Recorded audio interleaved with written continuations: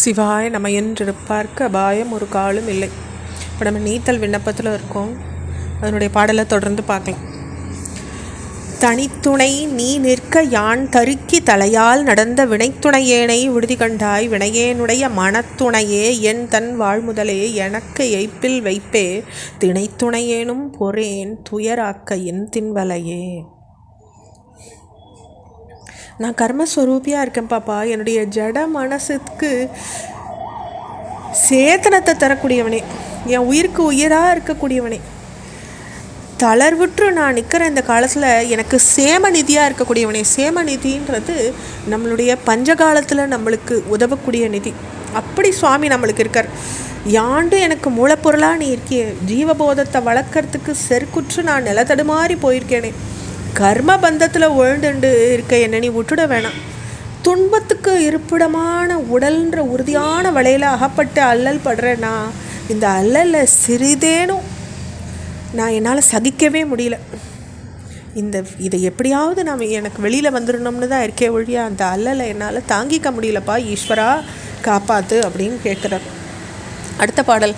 வளைத்தலை மானன்ன நோக்கியர் நோக்கின் வலையில் பட்டு மிளைத்து அலைந்தேனை விடுதி கண்டாய் வெள் மதியின் ஒற்றை கலைத்தலையாய் கருணாகரனே கைலாயம் என்னும் மலைத்தலைவா மலையால் மணவாள என் வாழ்முதலே.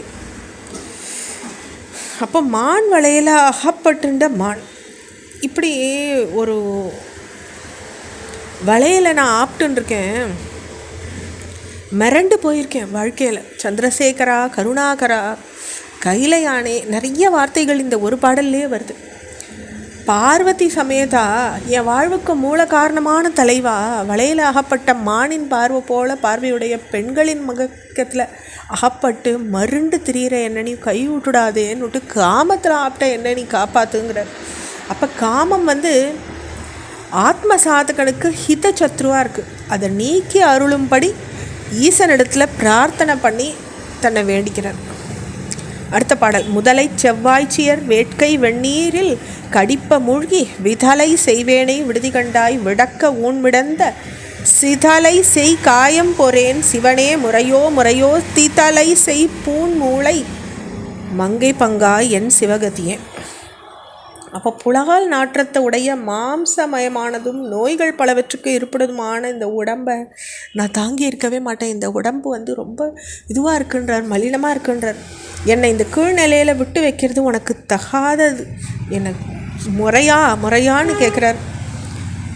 அப்படி இருக்கும் பொழுது தேமல் படர்ந்த ஆபரணம் அணிந்த ஸ்தனபாரங்களை உடைய உமாதேவியின் சமேதா எனக்கு நல்ல கதியானவனே, ஆசை என்ற வெந்நீரில் மூழ்கி அதனுள்ளே இருக்கிற சிவந்த வாயுடைய மாத்திரான முதலைகள் கடிக்க வரும்போது நடுங்குற என்ன நீ விட்டுடுவியோன்னு கேட்குறார். அடுத்த பாடல். கதி அடியேற்கு உன் கழல் தந்தருளவும் உன் கழியா விதி அடியேனை விடுதி கண்டாய் வெள்தலை முழையில் பதி உடைவாள் அறப்பார்த்து இறைப்பைத்து சுருங்க அஞ்சி மதிநெடு நீரில் குளித்து ஒளிக்கும் சடை மன்னவனே. அப்போ வெள்ளை நிறமான கபாலத்தினுடைய பொந்தில் பதுங்கி இருக்கிற பளபளப்பான பாம்பு சின்ன படம் விருத்தாடி சுருங்கிறது. அதை பார்த்து பயந்து போன பிறைச்சந்திரன் கங்கையில் மூழ்கி மறைஞ்சிக்கிறார். முரண்படுற ரெண்டையும் உன் ஜடாபாரத்தில் நீயோ வச்சுருக்க, கங்கையும் வச்சுருக்க, பாம்பையும் வச்சுருக்க. நீ எனக்கு ஞானத்தை கொடுத்துருக்க. ஆனால் உடலை நான் உணர்ற நான் கர்ம வசப்பட்டவனாக இருக்கேனே, என்னை சித்த காத்தருள மாட்டியா அப்படின்னு கேட்குறேன். அடுத்த பாடல். மன்னவனே ஒன்றும் ஆரறியா சிறியேன் மகிழ்ச்சி மின்னவனே விட்டுடுதி கண்டாய் மிக்க வேத மெய்நூல் சொன்னவனே சொல் கழிந்தவனே கழியா தொழும்பர் முன்னவனே பின்னுமானவனே முழுதையுமே.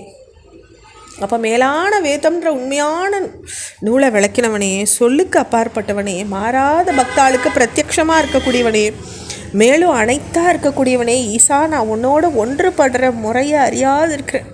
எனக்கு ஆனந்தத்தை ஊட்டி ஒளிர்றவனே, என்னை கைவிட்டுடாதேன்னுட்டு ரொம்ப கேட்டுக்கிறார். முன்னவனே பின்னுமானவனே, நீ தான் இருக்கிறதுல பழமையானவனும் மூத்தவனும் ஆவன், அப்படிப்பட்ட நீ என்னை விட்டுடாதேங்கிறார். தொடர்ச்சி அடுத்த பகுதியில் பார்க்கலாம். ஓம் நம சிவாய.